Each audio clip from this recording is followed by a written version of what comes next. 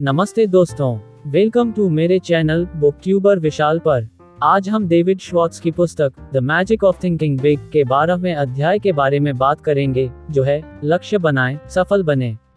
इस अध्याय में श्वार्ट्ज जी हमें बताते हैं कि हमें कैसे अपने लक्ष्य तय करने और उन्हें प्राप्त करने के लिए काम करना चाहिए। मेरी तरह आप भी अपने खाली समय का समझदारी से उपयोग करें। अपनी दैनिक दिनचर्या के साथ साथ कोको एफएम ऐप पर असीमित audio book, historical, business, self help, personal finance और बहुत कुछ सुनो। कोड FMRMT 85 का उपयोग करें और एक ईयर पर प्रीमियम सदस्यता पर 50% की छूट पाएं। मैंने वीडियो के डिस्क्रिप्शन में कोको एफएम का लिंक दिया है। चैप्टर 12, लक्ष्य बनाएं, सफल बने। इंसान ने जितनी भी तरक्की की है, लक्ष्य बनाकर की है। हमारे जितने भी आविष्कार हुए हैं, चाहे वे चिकित्सा के क्षेत्र में हो, इंजीनियरिंग के क्षेत्र में हो या किसी और क्षेत्र में हो, वे सभी इसी कारण संभव हुए हैं क्योंकि उन्हें हासिल करने का लक्ष्य बनाया गया था। बिजनेस में सफलता भी अक्सर इसीलिए मिलती है क्योंकि उसे हासिल करने का टारगेट बनाया गया था। उपग्रह धरती के चारों तरफ अपने आप चक्कर नहीं लगा रहे हैं, बल्कि इसलिए चक्कर लगा रहे हैं क्योंकि वैज्ञानिकों ने अंतरिक्ष को जीतने का लक्ष्य बनाया था। लक्ष्य का मतलब है उद्देश्य। लक्ष्य सपने से ज्यादा होता है क्योंकि लक्ष्य का मतलब है सपने पर काम करना। लक्ष्य इससे ज्यादा स्पष्ट होता है, काश मैं ये कर सकता। लक्ष्य बहुत ही स्पष्ट होता है, मैं इसकी तरफ बढ़ रहा हूँ। जब तक लक्ष्य नहीं बनाया जाता तब तक कुछ भी हासिल नहीं होता, तब तक उसकी तरफ कदम नहीं बढ़ाए जा सकते। लक्ष्यों के बिना व्यक्ति जीवन में इधर उधर भटकता रहता है, वह लड़खड़ाता रहता है और कभी यह नहीं जान पाता कि वह कहाँ जा रहा है, इसलिए वह कहीं भी नहीं पहुँच पाता। लक्ष्य सफलता के लिए उसी तरह जरूरी है जिस तरह जीवन के लिए हवा जरूरी है। कोई भी बिना लक्ष्य के सफल नहीं हुआ, कोई भी बिना हवा के जीवित नहीं रहा। इसलिए आप अच्छी तरह अपने लक्ष्य को तय कर लें कि आप कहाँ पहुँचना चाहते हैं। डेव महोने कभी एडवर्टाइजिंग एजेंसी में $25 प्रति सप्ताह की नौकरी किया करते थे। 27 वर्ष की उम्र में वे एजेंसी के वाइस प्रेसिडेंट बन गए और 33 वर्ष की उम्र में वे गुड ह्यूमर कंपनी के प्रेसिडेंट बन गए। लक्ष्यों के बारे में उनका कहना था, महत्वपूर्ण बात यह नहीं है कि आप कल क्या थे या आप आज क्या हैं, बल्कि महत्वपूर्ण बात तो यह है कि आप कल कहाँ पहुँचना चाहते हैं। महत्वपूर्ण बात यह नहीं है कि आप कल क्या थे या आप आज क्या हैं, बल्कि महत्वपूर्ण बात तो यह है कि आप कल कहाँ पहुँचना चाहते हैं। अच्छी कंपनियां अगले 10 से 15 साल के लक्ष्य बनाकर चलती हैं। सफल बिजनेसमैन को खुद से यह सवाल पूछना ही पड़ता है, आज से 10 साल बाद हम अपनी कंपनी को कहाँ देखना चाहते हैं। फिर वे उसके हिसाब से अपनी योजना बनाते हैं। नई मशीनें लगाई जाती हैं ताकि उत्पादन की क्षमता बढ़ सके, आज की जरूरत के हिसाब से नहीं, बल्कि आज से 5 या 10 साल बाद की जरूरत के हिसाब से। ऐसे उत्पादों को विकसित करने के लिए शोध किया जाता है जो 10 साल से पहले बाजार में नहीं उतर पाएंगे। आधुनिक कंपनियां भविष्य को किस्मत के भरोसे नहीं छोड़ती। क्या आपको ऐसा करना चाहिए? हम में से हर व्यक्ति सफल कंपनियों से यह महत्वपूर्ण सबक सीख सकता है। हमें कम से कम 10 साल बाद तक की योजना बना लेनी चाहिए। आप 10 साल बाद अपनी जो इमेज बनाना चाहते हैं, आपको सबसे पहले तो अभी वह इमेज सोच लेनी चाहिए। यह एक बेहद महत्वपूर्ण विचार है। कोई कंपनी जो अच्छी तरह भविष्य की योजना नहीं बनाती, वह यूं ही चलती रहेगी, ये बीच में दिवालिया भी हो सकती है। इसी तरह जो व्यक्ति लंबे लक्ष्य तय नहीं कर पाता, वह भी जिंदगी की भूल भुलैया में यूं ही भटकता रहेगा। बिना लक्ष्यों के हमारा विकास नहीं होता। मैं आपको एक उदाहरण बताना चाहता हूं कि लंबी दूरी के लक्ष्य से सफलता किस तरह मिलती है। अभी पिछले हफ्ते एक युवक, मैं उसे FB कहना चाहूंगा, अपने करियर की समस्या लेकर मेरे पास आया। FB सभ्य और समझदार दिख रहा था। वह कुंवारा था और उसने 4 साल पहले ही अपना कॉलेज पूरा किया था। हमने उसके कामकाज, शिक्षा, उसकी योग्यताओं और उसकी सामान्य पृष्ठभूमि के बारे में चर्चा की। फिर मैंने उससे कहा, आप मुझसे नौकरी बदलने के बारे में सलाह लेने आए हैं। आप किस तरह की नौकरी चाहते हैं? उसने कहा, यही तो मैं आपसे पूछने आया हूँ। मुझे नहीं पता कि मैं क्या करना चाहता हूँ। उसकी समस्या बहुत ही आम समस्या है, परंतु मैंने महसूस किया कि इस व्यक्ति की मदद करने का ये तरीका नहीं है कि मैं इसे कई संभावित नियोक्ताओं से मिलवा दूँ। करियर चुनने में गलती करके उससे सीखना कोई अच्छा तरीका नहीं है। चूंकि करियर की संभावनाएं दर्जनों होती हैं, इसलिए सही नौकरी मिलने के अवसर भी दर्जनों में से एक होते हैं। मैं जानता था कि मुझे FB को यह एहसास कराना होगा कि किसी जगह अपना करियर बनाने से पहले उसे पहले ये जानना पड़ेगा कि उसकी मनचाही जगह कौन सी है। इसलिए मैंने कहा, अब आप एक अलग नज़रिए से अपने करियर प्लान को देखें। क्या आप मुझे बताएंगे कि आज से 10 साल बाद आप अपनी कैसी इमेज देखना चाहते हैं? एफ बी ने काफी सोच विचार कर कहा, मैं समझता हूँ कि मैं वही चाहता हूँ जो हर व्यक्ति चाहता है, एक अच्छी सी नौकरी जिसमें अच्छी तनख्वाह मिलती हो और एक अच्छा सा घर। सच कहूँ तो मैंने इसके बारे में ज्यादा नहीं सोचा। उद्धरण चिन्ह। मैंने उसे आश्वस्त किया कि यह बिल्कुल स्वाभाविक है। फिर मैंने उसे बताया कि करियर चुनने की उसकी शैली वैसी ही थी जैसे हम किसी एयरलाइन टिकट काउंटर पर जाएं और कहें, मुझे एक टिकट दे दीजिए। टिकट बेचने वाले आपकी कोई मदद नहीं कर सकते जब तक कि आप उन्हें यह न बताएं कि आप कहां जाना चाहते हैं। इसलिए मैंने कहा, और मैं तब तक नौकरी ढूंढने में आपकी मदद नहीं कर सकता जब तक कि आप मुझे यह न बता दें कि आप कहां पहुंचना चाहते हैं। आप और सिर्फ आप ही मुझे ये बता सकते हैं कि आपका लक्ष्य क्या है। इससे एफ बी सोचने पर मजबूर हो गया। अगले 2 हफ्तों तक हमने अलग अलग नौकरियों के अच्छे बुरे पहलुओं पर विचार करने के बजाय लक्ष्य निर्धारित करने के बारे में विचार किया। एफ बी ने करियर प्लानिंग का सबसे महत्वपूर्ण सबक सीख लिया। शुरू करने से पहले जान लें आप कहां जाना चाहते हैं। सफल कंपनियों की तरह आगे की योजना बनाएं। एक तरह से आप भी किसी कंपनी की तरह हैं। आपकी योग्यताएं, आपकी प्रतिभा, आपकी दक्षताएं आपके उत्पाद हैं। आप अपने उत्पादों को विकसित करना चाहते हैं ताकि आपको उनकी अधिकतम कीमत मिल सके। भविष्य की योजना बनाने से ऐसा करना संभव है। यहाँ 2 कदम सुझाए जा रहे हैं जो आपकी मदद करेंगे। पहले तो अपने भविष्य को 3 खंडों में बांट दें, काम, धंधा, घर और समाज। अपने जीवन को खंडों में बांट देने से आप दुविधा में नहीं पड़ेंगे, आप आंतरिक संघर्ष की समस्या से बच सकेंगे और आप अपने भविष्य की पूरी तस्वीर देख सकेंगे। दूसरी बात, अपने आप से इन सवालों के स्पष्ट, सुनिश्चित जवाब पूछे। मैं अपने जीवन में क्या हासिल करना चाहता हूँ? मैं क्या बनना चाहता हूँ? और किस चीज से मुझे संतुष्टि मिलेगी? मदद के लिए नीचे दी हुई प्लानिंग गाइड का प्रयोग करें। आज से 10 साल बाद की मेरी इमेज, 10 साल की प्लानिंग गाइड। ए काम धंधे का खंड आज से 10 साल बाद। 1 मैं कितनी आमदनी हासिल करना चाहता हूँ। 2 मैं अपने पास कितनी जिम्मेदारी चाहता हूँ। 3 मैं कितनी सत्ता, कितना अधिकार चाहता हूँ। 4 अपने काम धंधे से मैं कितनी प्रतिष्ठा चाहता हूँ। बी घर का खंड, आज से 10 साल बाद। 1 मैं अपने परिवार को किस तरह का जीवन स्तर देना चाहता हूँ। 2 मैं किस तरह के घर में रहना चाहता हूँ। 3 मैं किस तरह से छुट्टियां बिताना चाहता हूँ। 4 अपने बच्चों के शुरुआती वयस्क सालों में मैं उनकी कितनी आर्थिक मदद करना चाहता हूँ। सी सामाजिक खंड, आज से 10 साल बाद। 1 मेरे पास किस तरह के दोस्त होने चाहिए। 2 मैं किन सामाजिक समूहों से जुड़ना चाहता हूँ। 3 मैं किन संस्थाओं का लीडर बनना चाहता हूँ। 4 मैं किन सामाजिक समस्याओं को दूर करने की पहल करना चाहता हूँ। कुछ साल पहले मेरे पुत्र ने जोर देकर कहा कि मैं उसके साथ मिलकर उसके कुत्ते के पिल्ले के लिए एक डॉग हाउस बनवाऊं। मेरा पुत्र पीनट नाम के इस पिल्ले से बहुत प्रेम करता था और उसे इस पर नाज था। पुत्र का उत्साह देखकर मैं उसके लगातार आग्रह को ठुकरा नहीं पाया और इस तरह हम दोनों पीनट का घर बनाने में जुट गए। कारपेंटरी की हम दोनों की समझ कुल मिलाकर 0 थी और जो घर बना वह इस बात का सबूत था। कुछ समय बाद मेरा एक अच्छा दोस्त आया और हमारे उस डॉग हाउस को देखने के बाद उसने पूछा, तुम लोगों ने पेड़ पर यह क्या लटका रखा है? कहीं ये डॉग हाउस तो नहीं है? मैंने हाँ में जवाब दिया। फिर उसने हमारी कुछ गलतियों की तरफ हमारा ध्यान आकर्षित किया और अपनी पूरी बात को सारांश में इस तरह कहा, तुम लोगों ने कोई योजना नहीं बनाई। आजकल कोई बिना ब्लूप्रिंट के डॉग हाउस नहीं बनाता। और कृपया जब भी आप अपने भविष्य की कल्पना करें तो बड़ी कल्पना करने से न घबराएं। आजकल लोगों को उनके सपनों के आकार के हिसाब से तौला जाता है। कोई भी व्यक्ति जितना हासिल करना चाहता है उससे ज्यादा हासिल नहीं कर पाता। इसलिए हमेशा अपने भविष्य के सपनों को बड़ा रखें।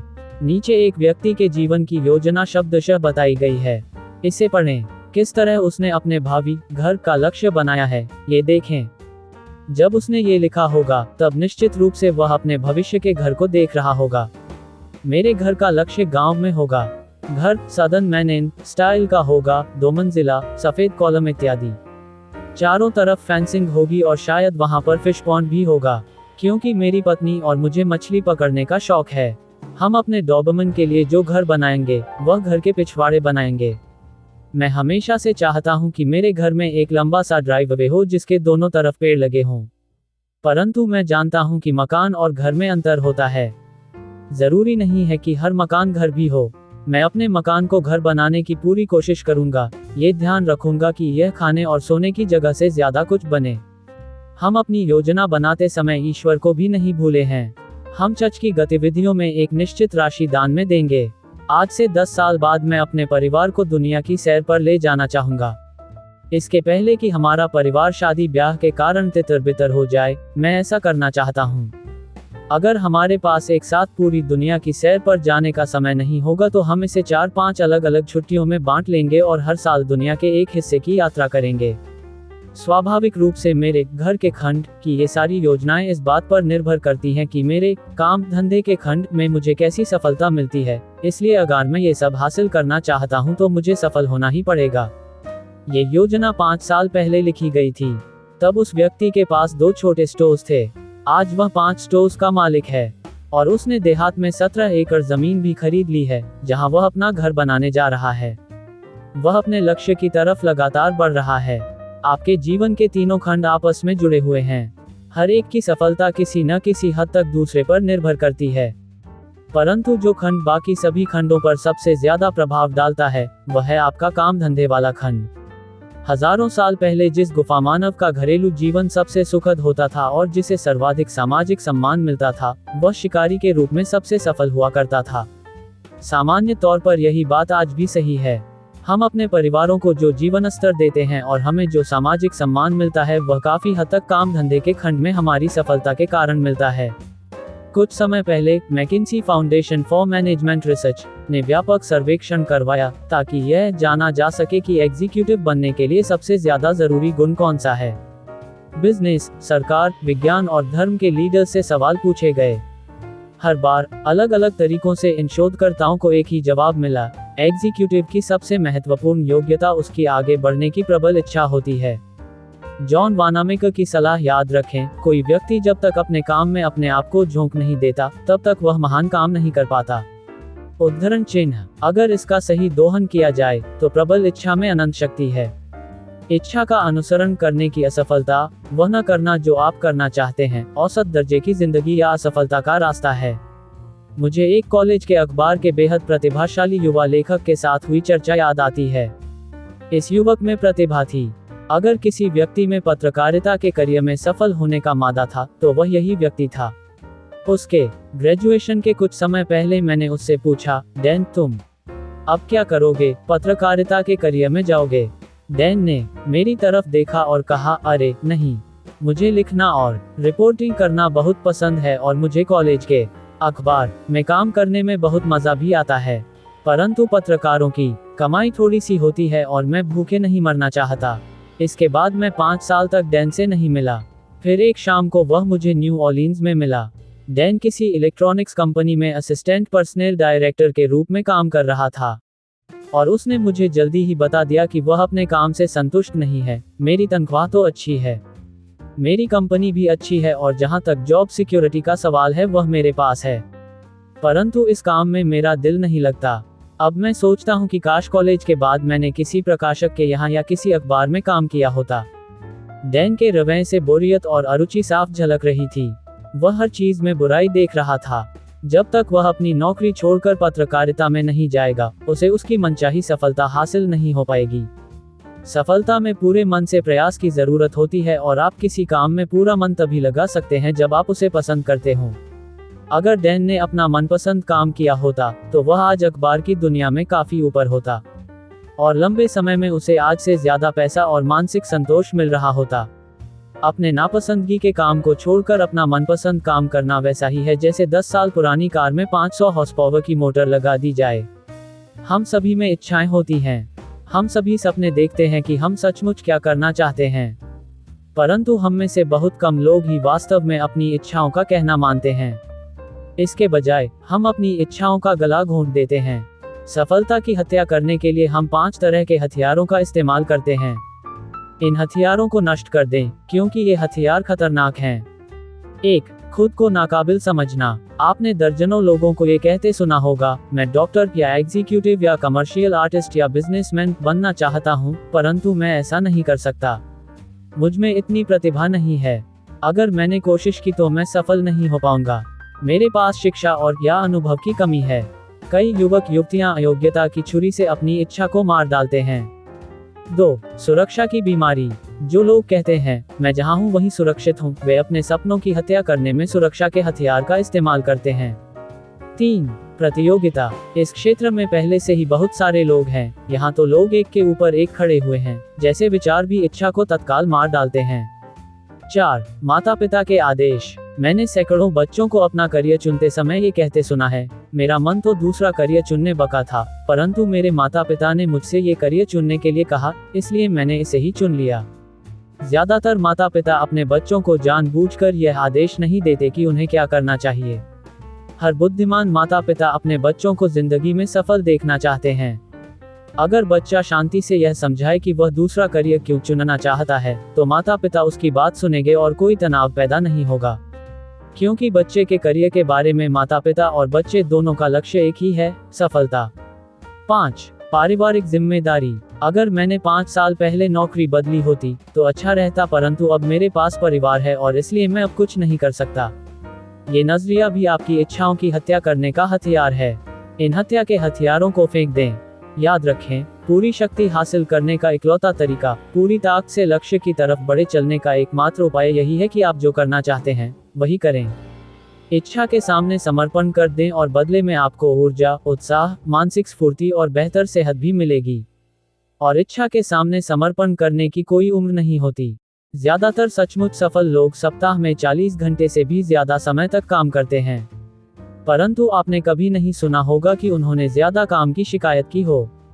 सफल लोगों का ध्यान लक्ष्य पर लगा होता है और इसी से उन्हें ऊर्जा मिलती है। इससे हमें ये शिक्षा मिलती है, जब आप एक इच्छित लक्ष्य बना लेते हैं और उस लक्ष्य की तरफ बढ़ने का संकल्प करते हैं तो आपकी ऊर्जा बढ़कर कई गुना हो जाती है। कई लोग, करोड़ों लोग अपना लक्ष्य बनाकर और उस लक्ष्य को हासिल करने में जी जान से जुटकर नई ऊर्जा हासिल कर सकते हैं। लक्ष्यों से बोरियत दूर होती है। लक्ष्यों से कई लंबी बीमारियां भी दूर हो जाती हैं। हम लक्ष्यों की शक्ति में थोड़ा गहराई तक जाएं।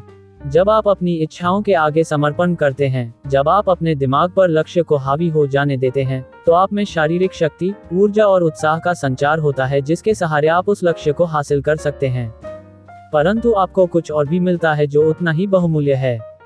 आपको स्वचालित या ऑटोमेटिक योजना मिलती है जो आपको सीधे लक्ष्य तक ले जाती है। गहराई से तय किए गए लक्ष्य के साथ सबसे आश्चर्यजनक बात यह है कि यह आपको अपने तक पहुंचने की राह पर बनाए रखता है। इसमें कोई रहस्य नहीं है। दरअसल होता यह है, जब आप अपने लक्ष्य के आगे समर्पण कर देते हैं, तो लक्ष्य आपके अवचेतन मस्तिष्क में जाकर बैठ जाता है। आपका अवचेतन मस्तिष्क हमेशा संतुलन में रहता है। हो सकता है कि आपका चेतन मस्तिष्क संतुलन में न हो। आपका चेतन मस्तिष्क तभी संतुलन में रहता है जब यह वही करता है जो आपका अवचेतन मस्तिष्क सोच रहा है। अवचेतन मस्तिष्क के पूरे सहयोग के बिना कोई भी व्यक्ति झिझकेगा, दुविधा में होगा, अनिर्णय की स्थिति में होगा। अब जबकि आपका लक्ष्य आपके अवचेतन मस्तिष्क में गहरे बैठ गया है, तो आप अपने आप सही तरीके से काम करने लगते हैं। चेतन मस्तिष्क अब स्पष्ट, सीधा चिंतन कर सकता है। मैं आपको 2 काल्पनिक व्यक्तियों का उदाहरण देकर इस बात को समझाना चाहता हूँ। शायद इनमें आपको अपने आसपास के कई लोगों की झलक दिखाई दे। हम इन्हें टॉम और जैक का नाम देंगे। ये दोनों बाकी सभी बातों में लगभग समान हैं, दोनों में एक ही चीज का अंतर है। टॉम का एक निश्चित लक्ष्य है, जैक का नहीं है। टॉम जानता है कि वह क्या बनना चाहता है। वह 10 साल बाद खुद को कॉरपोरेशन के वाइस प्रेसिडेंट की कुर्सी पर बैठा देख रहा है। चूंकि टॉम ने अपने लक्ष्य के आगे समर्पण कर दिया है, इसलिए उसके अवचेतन मस्तिष्क से उसका लक्ष्य उसे संकेत करता है, ये करो या यह मत करो, इससे तुम अपने लक्ष्य तक नहीं पहुंच पाओगे। लक्ष्य लगातार बोलता रहता है, मैं ही वह इमेज हूँ जिसे तुम्हें हकीकत बनाना है। तुम्हें मुझे हकीकत बनाने के लिए ये करना चाहिए।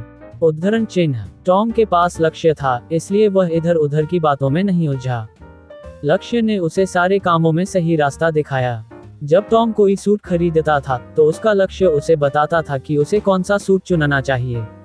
लक्ष्य ही टॉम को बताता था कि उसे अगली नौकरी किस तरह की चुनना चाहिए, बिजनेस मीटिंग में क्या कहना चाहिए, विवाद की स्थिति में क्या करना चाहिए, क्या पढ़ना चाहिए और किस तरह के सिद्धांतों पर चलना चाहिए।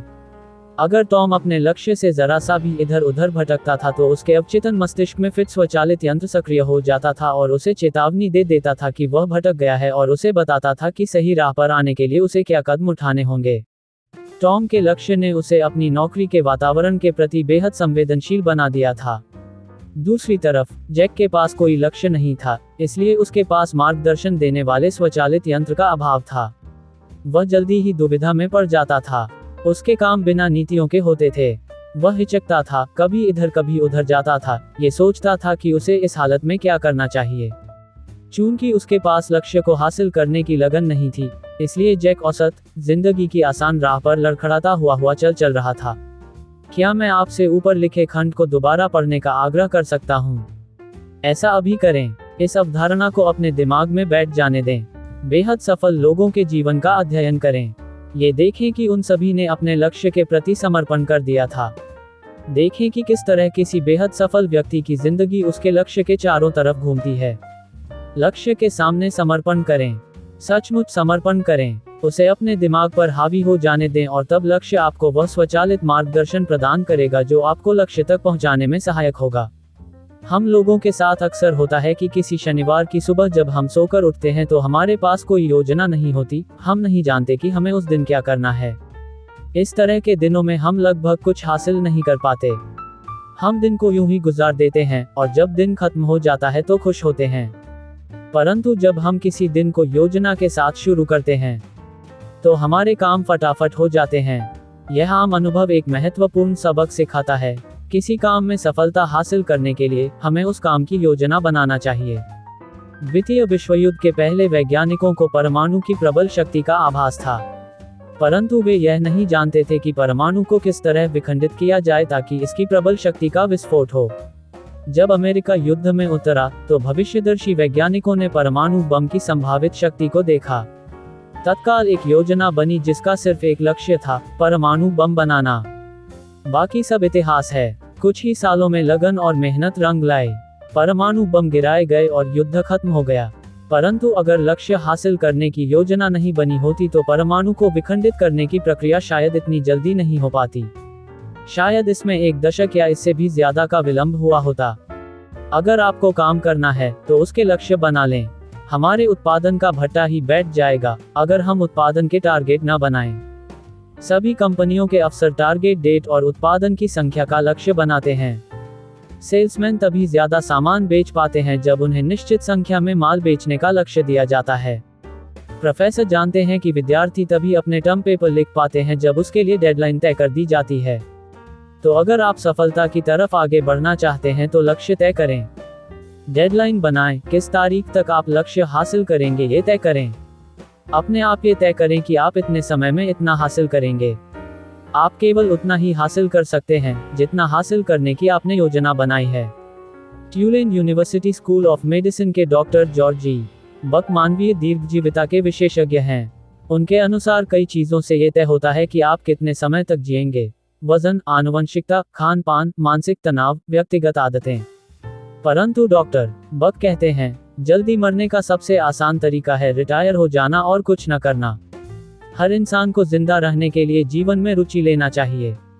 हम में से हर एक के पास विकल्प है। रिटायरमेंट हमारे लिए शुरुआत भी हो सकता है और अंत भी। कुछ मत करो, बस खाओ, सो और दिन काटो का रवैया रिटायरमेंट का खुद को तेजी से जहर दे दो वाला रास्ता है। जो लोग रिटायरमेंट को सक्रिय जीवन का अंत मानते हैं, उनमें से ज्यादातर लोगों के जीवन का अंत भी इसके तत्काल बाद हो जाता है। चूंकि अब जीवन का कोई लक्ष्य नहीं बचा है, जीने का कोई कारण नहीं बचा है, इसलिए जिंदगी खत्म हो जाती है। दूसरी तरफ रिटायर होने का बुद्धिमत्तापूर्ण रवैया है, मैं अब नए सिरे से शुरुआत करूंगा। मेरे बहुत अच्छे दोस्त ल्यू गॉर्डन ने रिटायर होने के इसी तरीके को चुना। ल्यू कुछ साल पहले अटलांटा के सबसे बड़े बैंक के वाइस प्रेसिडेंट के रूप में रिटायर हुए थे, परंतु उन्होंने अपने रिटायरमेंट के दिन को अपनी नई जिंदगी की शुरुआत माना था। उन्होंने खुद को बिजनेस सलाहकार के रूप में स्थापित किया और उनकी प्रगति आश्चर्यजनक है। अब वे 60 से 70 के बीच हैं। वे ढेर सारे ग्राहकों को सेवाएं देते हैं और वक्ता के रूप में उनकी देश भर में मांग है। उनकी एक योजना पी सिग्मा एप्सिलॉन नामक संस्था बनाने की थी, जो प्रोफेशनल सेल्समैन और सेल्स एग्जीक्यूटिव्स की संस्था हो। हर बार जब मैं देखता हूँ ल्यू की उम्र मुझे पहले से कम दिखती है। अभी भी अपनी आत्मा में वे 30 साल के जवान हैं। मैं ऐसे बहुत कम लोगों को जानता हूं जो इतनी उम्र में जीवन से सुख की इतनी फसल काट रहे हैं जितना कि यह वरिष्ठ नागरिक, जिसने रिटायरमेंट को जीवन का अंत नहीं माना। और ल्यू गॉर्डन की तरह के लोग बोरिंग बुढ़े नहीं होते हैं, जो सिर्फ अपने दुखों की दास्तान ही सुनाते रहें। लक्ष्य, प्रबल लक्ष्य किसी व्यक्ति को जिंदा रख सकते हैं, चाहे उसकी शारीरिक स्थिति कैसी भी हो। मिसेस डी मेरे कॉलेज के एक मित्र की मां थी। उन्हें तभी कैंसर हो गया था जब उनका पुत्र केवल 2 साल का था। इतना ही नहीं, बीमारी का पता चलने से 3 महीने पहले ही उनके पति की मृत्यु हो गई थी। उनके डॉक्टरों ने उन्हें कोई दिलासा नहीं दिया, परंतु मिसेस डी ने हार नहीं मानी। उनका संकल्प था कि वे अपने 2 साल के बच्चे को सफलतापूर्वक कॉलेज की पढ़ाई पूरी करवाएंगी। अपने पति द्वारा छोड़ी गई छोटी सी किराने की दुकान चलाकर उन्होंने पढ़ाई के लिए पैसे जुटाना शुरू किए। उनके बहुत से ऑपरेशन हुए। हर बार डॉक्टर यही कहते थे, बस कुछ महीने और, कैंसर तो कभी खत्म नहीं हुआ। परंतु कुछ महीने खींचते चले गए और 20 साल बन गए। उन्होंने अपने बच्चे को सफलतापूर्वक कॉलेज की पढ़ाई खत्म करते और डिग्री लेते देखा। इसके 6 हफ्ते बाद वे चल बसी।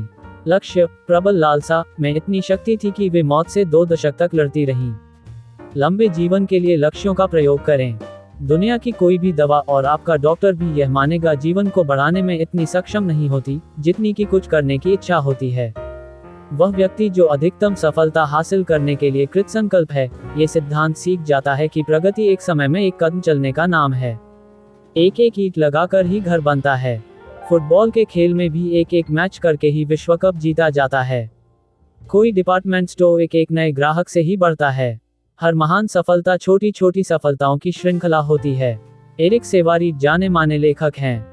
उन्होंने रीडर्स डाइजेस्ट अप्रैल 1957 में लिखा है कि उन्होंने जो सबसे बढ़िया सलाह सीखी है वह है अगले मील का सिद्धांत। यहाँ पर उनके लेख का कुछ हिस्सा दिया जा रहा है। द्वितीय विश्व युद्ध के दौरान मुझे और कई दूसरे लोगों को क्षतिग्रस्त हवाई जहाज से पैराशूट से छलांग लगाकर बर्मा भारत की सीमा के पहाड़ी जंगलों में कूदना पड़ा। इस बात की कोई उम्मीद नहीं थी कि अगले कुछ सप्ताहों तक हमारे बचाव के लिए कोई टीम वहां पहुंचती। और तब हमने भारत की तरफ एक दर्दनाक लंबी यात्रा शुरू की। हमें 140 मील का फासला तय करना था। बीच में पहाड़ थे, अगस्त की गर्मी थी और मानसून की बारिश थी। सफर के पहले ही घंटे में मेरे जूते में एक कील 1 फुट गहरी धंस गई। शाम तक मेरे दोनों पैरों में सिक्कों के आकार के छाले हो गए। क्या मैं 140 मील तक लड़खड़ाते हुए चल सकता था? क्या दूसरे लोग इतनी दूर चल पाएंगे, जबकि उनमें से कई की हालत तो मुझसे भी बदतर थी। हम लोगों को यह विश्वास था कि हम ऐसा नहीं कर सकते, परंतु हम अगली चोटी तक तो पहुंच ही सकते थे। हम रात गुजारने के लिए अगले गांव तक तो पहुंच ही सकते थे। और हमारा लक्ष्य एक दिन में बस इतना ही करना तो था। जब मैंने नौकरी छोड़ी और 2.5 लाख शब्दों की एक पुस्तक लिखने का फैसला किया तो मैंने पूरी योजना के बारे में एक साथ नहीं सोचा। अगर मैंने ऐसा किया होता तो मैं वह महत्वाकांक्षी पुस्तक कभी पूरी नहीं कर पाया होता। मैंने केवल अगले पैराग्राफ के बारे में विचार किया, अगले पेज के बारे में नहीं, और अगले अध्याय के बारे में तो बिल्कुल भी नहीं। इस तरह पिछले 6 महीनों से मैंने कुछ नहीं किया, केवल एक पैराग्राफ के बाद दूसरा पैराग्राफ लिखता रहा और पुस्तक अपने आप तैयार हो गई। वर्षों पहले मैंने हर रोज लिखने और ब्रॉडकास्टिंग का काम अपने हाथ में लिया, जो आज 2000 पांडुलिपियों से ज्यादा हो चुका है।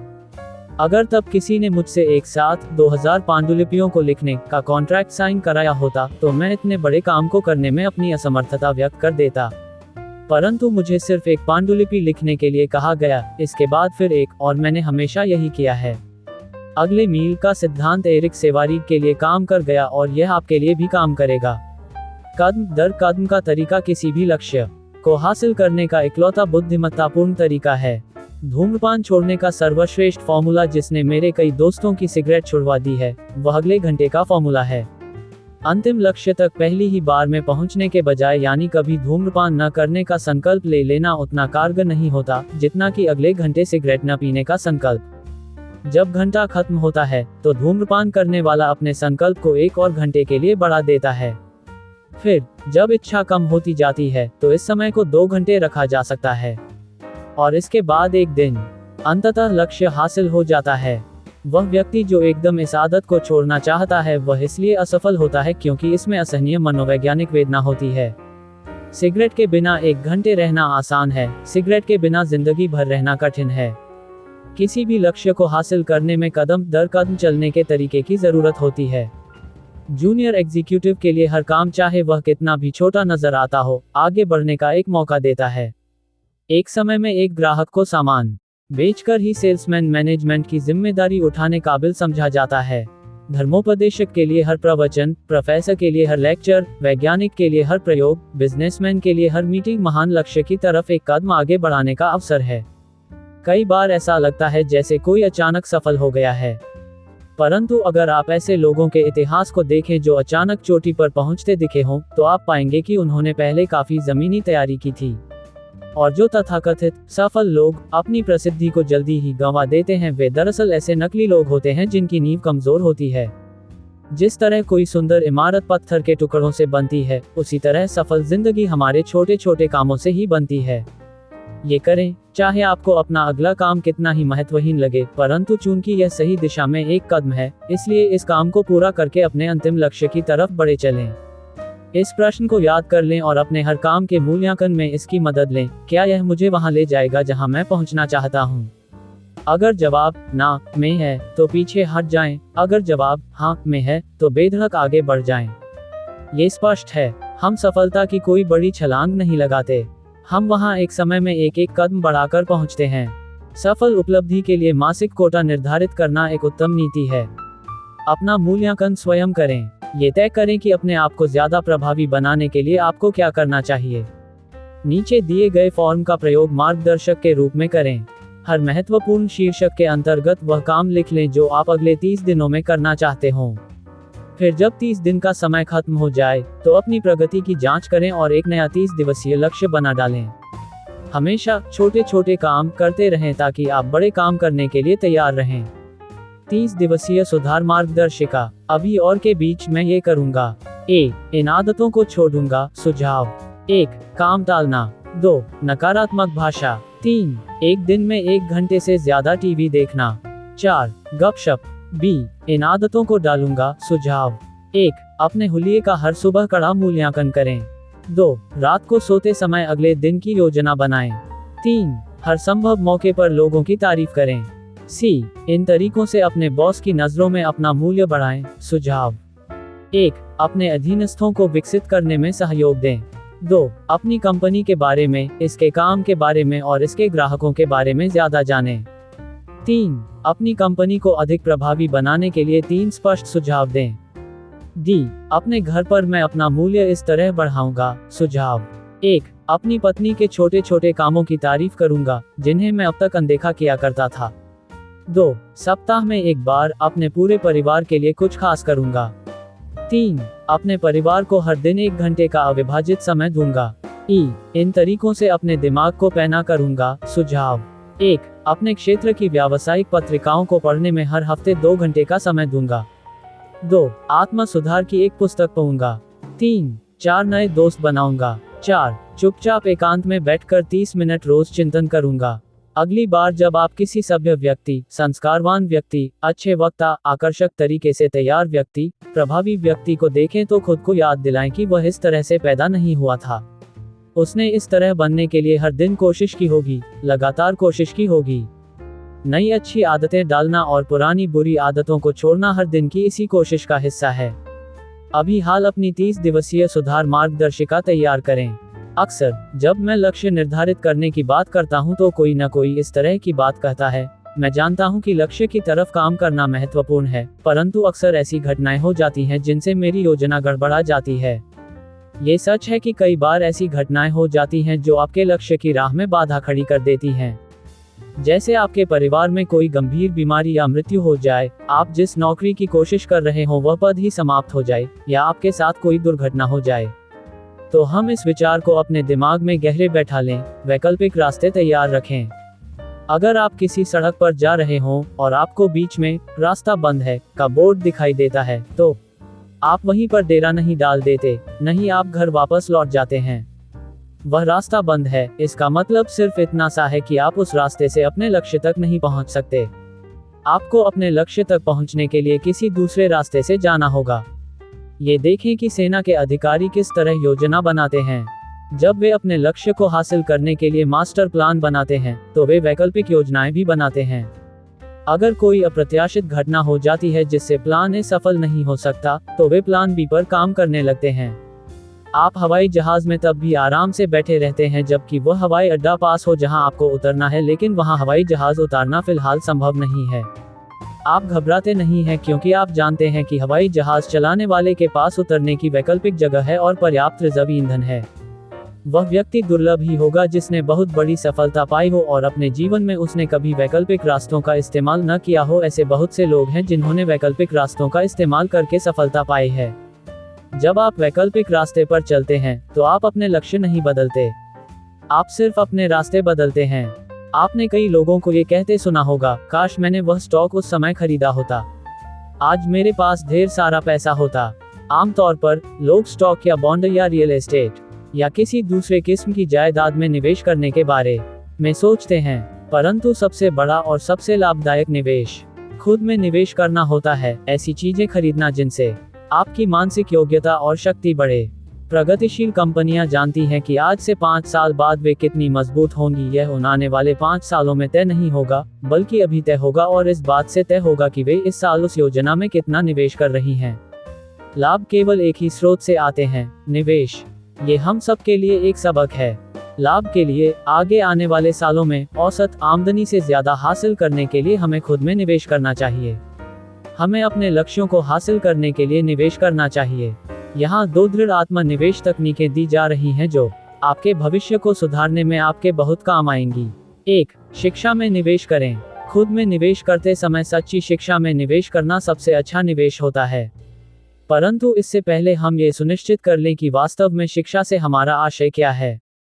कई लोगों की नज़र में शिक्षा का मतलब स्कूल या कॉलेज में बिताए गए साल, हासिल की गई डिग्रियां, प्रमाण पत्र या डिप्लोमा होते हैं। परंतु शिक्षा के संबंध में मात्रा या संख्या की इस शैली से जरूरी नहीं है कि आप सफल व्यक्ति बन जाएं। जनरल इलेक्ट्रिक के चेयरमैन रॉल्फ जे कॉर्डिनर ने शिक्षा के बारे में चोटी के बिजनेस मैनेजमेंट के दृष्टिकोण को इन शब्दों में व्यक्त किया, हमारे 2 सबसे बेहतरीन प्रेसिडेंट मिस्टर विल्सन और मिस्टर कॉफिन कभी कॉलेज में नहीं पढ़े। हालांकि हमारे कई वर्तमान अफसर PhD हैं, परंतु 41 में से 12 के पास कोई कॉलेज डिग्री नहीं है। हम योग्यता में विश्वास करते हैं, डिप्लोमा में नहीं।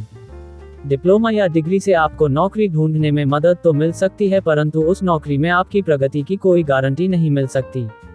बिजनेस में महत्व योग्यता का होता है, डिप्लोमा का नहीं। कई और लोगों के लिए शिक्षा का मतलब ढेर सारी जानकारी होता है जिसे दिमाग में भरा जाता है, परंतु ये तथ्यों को सोखने वाली शिक्षा की शैली आपको वहां नहीं ले जाएगी जहां आप पहुंचना चाहते हैं। हम गोदाम में भरी जानकारी के लिए पुस्तकों, फाइलों और मशीनों पर निर्भर होते जा रहे हैं। अगर हम उतना ही कर सकते हैं जितना कि कोई मशीन, तो हमारा अस्तित्व सचमुच खतरे में है। आपको जिस सच्ची शिक्षा में निवेश करना चाहिए वह है आपके दिमाग को विकसित करने वाली शिक्षा। कोई व्यक्ति कितना सुशिक्षित है, यह इस बात से पता चलता है कि उसका दिमाग कितनी अच्छी तरह विकसित है। संक्षेप में, वह कितनी अच्छी तरह सोचता है। जो भी चीज सोचने की योग्यता को सुधारती है, शिक्षा है। और आप कई तरीकों से शिक्षा प्राप्त कर सकते हैं, परंतु ज्यादातर लोगों के लिए शिक्षा के सर्वाधिक प्रभावी स्रोत करीबी कॉलेज और यूनिवर्सिटी होते हैं। शिक्षा उनका बिजनेस है। अगर आप कॉलेज में न घुसे हों तो आपको वहां जाने पर हैरानी होगी। आपको ये जानकर खुशी होगी कि अब वहां बहुत सारे कोर्स मौजूद हैं। आपको ये जानकर भी खुशी होगी कि आप नौकरी के बाद भी कॉलेज जा सकते हैं। और वहां पर जो विद्यार्थी आते हैं वे मंदबुद्धि नहीं होते, बल्कि कई तो सचमुच प्रतिभाशाली व्यक्ति होते हैं, जिनमें से कई बहुत जिम्मेदारी के पदों पर काम करते हैं। मैंने हाल ही में 25 लोगों की एक इवनिंग क्लास ली थी, जिसमें एक विद्यार्थी 12 स्टोर्स की रिटेल चेन का मालिक था, नेशनल फूड चेन के 2 खरीदार थे, 4 ग्रेजुएट इंजीनियर थे, एक एयरफोर्स कर्नल था और कई अच्छे स्टेटस के लोग थे। आजकल कई लोग शाम के कॉलेजों में पढ़कर अपनी डिग्रियां हासिल करते हैं, परंतु डिग्री, जो आखिर केवल एक कागज का टुकड़ा है, उनकी मुख्य प्रेरणा नहीं है। वे कॉलेज इसलिए जाते हैं ताकि वे अपने दिमाग का विकास कर सकें, क्योंकि उनका भविष्य इसी से सुधरेगा। वही सच्चा निवेश है जो आपके भविष्य को सुधारने में किया जाता है। और इस बारे में कोई गलतफहमी न पालें। शिक्षा एक असली सौदा है, $75 से $150 के निवेश से आप 1 साल तक हर सप्ताह एक रात कॉलेज जा सकते हैं। अपनी सालाना आमदनी के हिसाब से इसका प्रतिशत निकालें और खुद से पूछें, क्या मेरा भविष्य इस काबिल भी नहीं है कि मैं इसके लिए ये छोटा सा निवेश कर सकूं? क्यों न इस निवेश को करने का फैसला अभी हाल कर लें।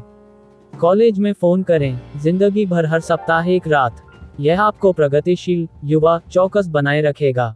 यह आपको आपकी रुचियों के क्षेत्रों से जोड़े रखेगा और यह आपको ऐसे लोगों से भी जोड़े रखेगा जो आप ही की तरह सफलता के रास्ते पर चल रहे हैं।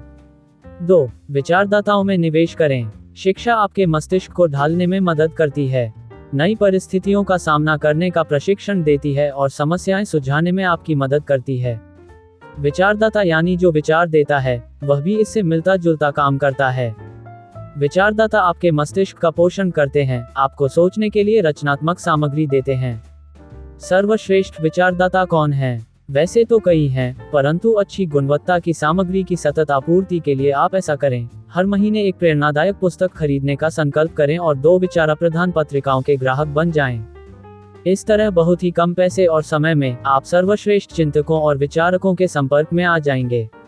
एक दिन लंच पर मैंने एक व्यक्ति को ये कहते सुना, परंतु इसकी कीमत $20 प्रति वर्ष है। मैं वॉल स्ट्रीट जर्नल पढ़ने की इतनी कीमत नहीं दे सकता। उसके साथी ने, जो सफलता के लक्ष्य का पीछा कर रहा था, जवाब दिया, मैंने पाया है कि मैं वॉल स्ट्रीट जर्नल न पढ़ने की कीमत नहीं चुका सकता। तो आप सफल लोगों से सीखें, अपने आप में निवेश करें, आइए काम में जुटें। अब एक बार सारांश में ये देखें कि हम इन सफलता के सिद्धांतों को किस तरह काम में ला सकते हैं। 1. पहले इस बात की साफ तस्वीर बना लें कि आप कहां पहुंचना चाहते हैं। आज से 10 साल बाद आप कैसे होना चाहेंगे, इस बात की कल्पना कर लें। 2. अपने 10 साल के प्लान को लिख लें। आपका जीवन इतना महत्वपूर्ण है कि इसे किस्मत के भरोसे नहीं छोड़ा जा सकता। आप अपने काम धंधे, अपने घर और अपने सामाजिक खंडों में जो हासिल करना चाहते हो, उसे कागज पर लिख लें। 3. अपनी इच्छाओं के आगे समर्पण कर दें। ज्यादा ऊर्जा हासिल करने के लिए लक्ष्य निर्धारित करें। काम करने के लिए लक्ष्य तय करें। लक्ष्य तय करें और जीने का असली आनंद लें। 4. अपने प्रमुख लक्ष्य को ऑटोमेटिक पायलट बनने दें। जब आपका लक्ष्य आप पर हावी हो जाएगा, तो आप पाएंगे कि आप अपने लक्ष्य तक पहुंचने के लिए सही फैसले कर रहे हैं। 5. अपने लक्ष्य हासिल करने के लिए एक बार में एक कदम बढ़ाएं। आप जो भी काम करें, चाहे वह कितना ही छोटा क्यों ना दिखे, उसे अपने लक्ष्य की तरफ एक कदम मानें। 6. 30 दिनों के लक्ष्य बनाते रहें। दिन प्रतिदिन के प्रयास का परिणाम अच्छा होता है। 7. वैकल्पिक रास्ते तय करें। वैकल्पिक रास्ते का मतलब सिर्फ दूसरा रास्ता चुनना होता है। इसका यह मतलब नहीं होता कि आपने अपने लक्ष्य को बदला है, आपने तो सिर्फ अपना रास्ता बदला है। 8. अपने आप में निवेश करें। ऐसी चीजें खरीदें जिनसे आपकी मानसिक योग्यता और शक्ति बढ़े। शिक्षा में निवेश करें। विचारशील सामग्री में निवेश करें। अगर आपने इस चैप्टर को सुना है, तो आप अपने विचार हमसे साझा करें और इस वीडियो को लाइक करना न भूलें। यदि आपने अभी तक ये पुस्तक नहीं पढ़ी है, तो जल्दी से पढ़ें और हमें बताएं कि पुस्तक में आपको सबसे अधिक क्या पसंद आया। यदि आप इस पुस्तक की फिजिकल कॉपी प्राप्त करना चाहते हैं, तो इसलिए मैंने वीडियो के डिस्क्रिप्शन में लिंक दिया है। मेरी तरह आप भी अपने खाली समय का समझदारी से उपयोग करें। अपनी दैनिक दिनचर्या के साथ साथ कोको एफएम ऐप पर असीमित audio book, historical, business, self help, personal finance और बहुत कुछ सुनो। कोड FMRMT 85 का उपयोग करें और 1 ईयर पर प्रीमियम सदस्यता पर 50% की छूट पाएं। मैंने वीडियो के डिस्क्रिप्शन में कोको एफएम का लिंक दिया है। धन्यवाद दोस्तों, इस वीडियो को देखने के लिए। अगर आपको यह वीडियो पसंद आया हो तो कृपया इसे लाइक करें, शेयर करें और मेरे चैनल को सब्सक्राइब करें। धन्यवाद और फिर मिलते हैं अगले वीडियो में। जय हिंद, जय भारत।